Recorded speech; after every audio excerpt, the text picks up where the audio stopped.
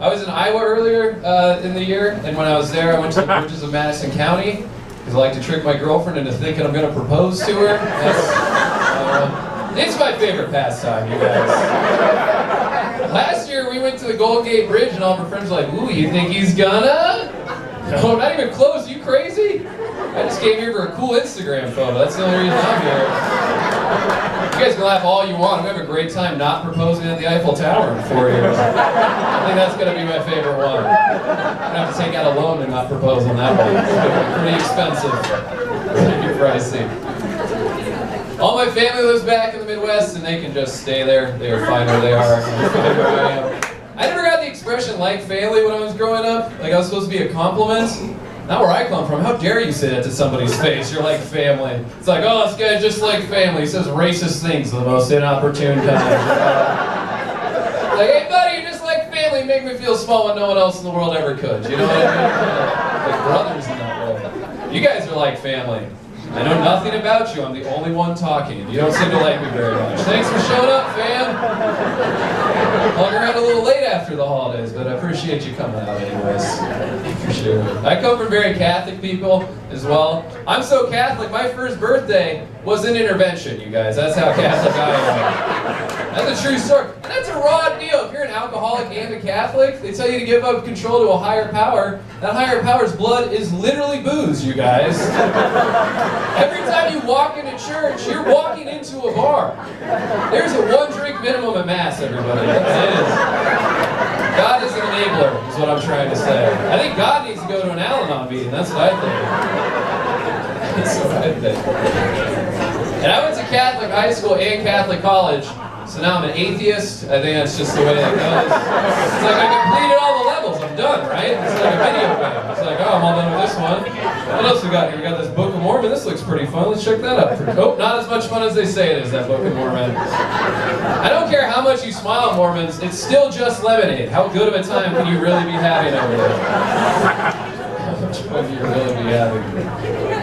Like most former Catholics, I still go to Mass about 6 times a year, because Catholic guilt is very real, you guys. It is very real. If you don't know what Catholic guilt is, just imagine being stalked by the Holy Ghost, and you can't get a restraining order. That is Catholic guilt. It's like, you need to let it go. We broke up 10 years ago. Jesus Christ.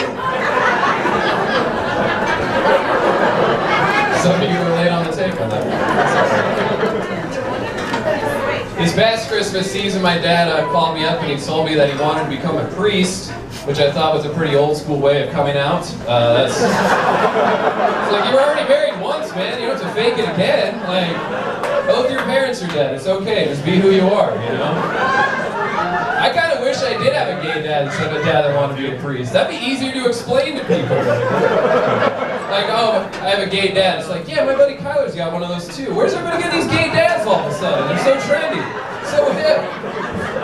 Say, oh, my dad wants to become a priest. Have a 20-minute conversation about a religion I don't even believe in anymore. That's not a very good time or a good way to end that joke, apparently. But either way, we were doing so well. Don't let my name brand fashions fool you guys. I am poor. I'm extremely poor. I don't look poor. But if it wasn't for Ross Dress for Less and Goodwill, I would look like a Dust Bowl farmer at this point. Not even a pot to piss in.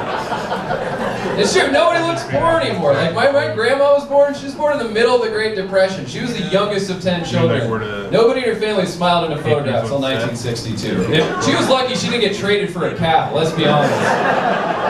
Now, you go outside in the middle of a workday, it's like, are we all graphic designers now? What's going on around here? Somebody should be working. Whose dad's paying for this? That's what I want to do. It's not going to be cool when I'm an old man. Like, grandkids come up to me like, Grampy, tell me about the Great Recession. I don't know, I got a new smartphone. I didn't have a job, I didn't want to work anyways, you know what I mean? I'll throw the frisbee around, little dude. It's all I've been doing for the past 80 years. I'm super good at it. Props to that beat, brah. This is the new poor, you guys. Like, I'm the kind of poor where I can go homeless tomorrow and still have an HBO Go account. That's the kind of poor. As long as my dad keeps paying for HBO. And my cell phone. But somebody's got to be picking up the tab. You know what I mean? It's probably going to come to a surprise to any of you, but I've never worked a real job in my life. I've never worked a Monday through Friday 9-to-5 job. When I tell that to my normal friends, it blows their minds. They're just like, how have you never worked a real job? I tell them, well, you know, you don't have to pay back your student loans, right? Just a number, you guys. What are they going to do? Repossess 128 credit hours from you? It's already in there, man! It's like, you gave me the knowledge to know that I don't have to pay you back, so looks like I win this round, student loans. And even if they could repo my degree, fucking take it already. I'm not doing anything with it. That communications degree is up on blocks at this point, so good luck towing it away. It is going absolutely nowhere. Much like myself, apparently. I've had some of the worst jobs known to me. Yeah, I mean, this is my favorite job by far. I mean, yeah, I'm getting paid dozens of dollars to do this, so I'm calling this a job. This is my career. I'm pretty into it. The worst job I ever had in my life is I did medical studies when I was 22, because I made a lot of poor decisions when I was 21 years old. That's why I was there. And one time I signed up for a study for methadone, you guys. Oh, indeed. I was thinking about doing it anyways. It's like, you're gonna pay me? 2 birds, I'm stoked. You know what I mean? Strap in, tie off, whatever it takes. I need some cash, fast.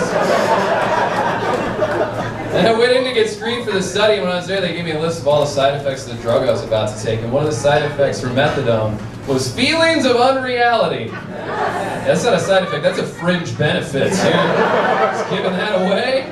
Sounds awesome. But I got rejected from the study because my blood pressure was 2 points too low.